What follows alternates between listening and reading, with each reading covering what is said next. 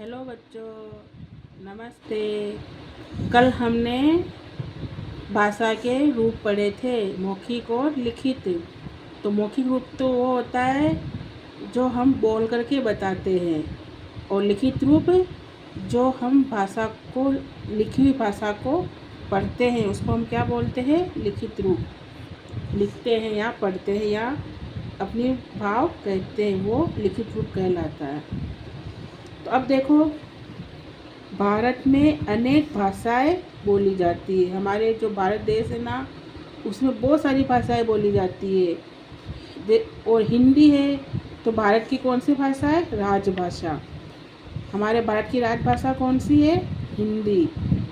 हमारा जो राजकार्य होता है, जो सरकारी कामकाज होता है, वो हिंदी भाषा में होता है। लेकिन आजकल बहुत सी जगह अंग्रेजी भाषा भी काम में लेने लग गए, लेकिन अपने जो सरकारी काम होता है वो हिंदी भाषा में ही होता है।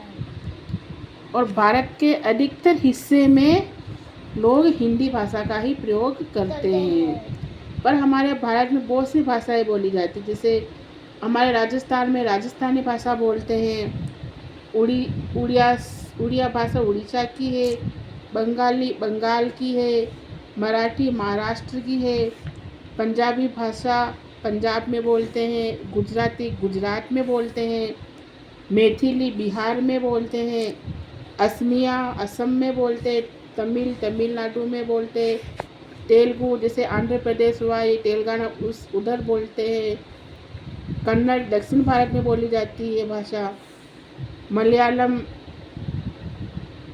भी दक्षिण भारत की भाषा है। और संस्कृत तो हमारी वैदिक भाषा है, जो वेदों से ऋषि मुनियों के समय से चली आ रही है। सिंधी भी एक भाषा है, बहुत। कश्मीरी भाषा कश्मीर में बोलते हैं, उर्दू है ना। ये सब क्या है? हिंदी भाषा के अलावा बोली जाने वाली भाषा हैं। और जो हमारी जो भाषा है ना, कैसे लिखी जाती है? देवनागरी लिपि में। हमारी जो हिंदी भाषा है वो देवनागरी लिपि में लिखी जाती है। देवनागरी लिपि में ऐसे लिखते हैं, जैसे लिखा रहता है ना किताब के अंदर, भारत में अनेक भाषाएं बोली जाती है। ये क्या है? देवनागरी लिपि।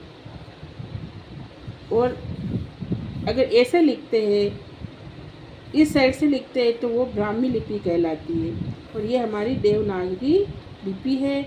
तो भाषा हमारे भारत की राजभाषा हिंदी है। बाकी हमारे अलग अलग प्रांतों में अलग अलग भाषाएं बोली जाती है। ठीक है, तो आज हम इतना ही पढ़ेंगे।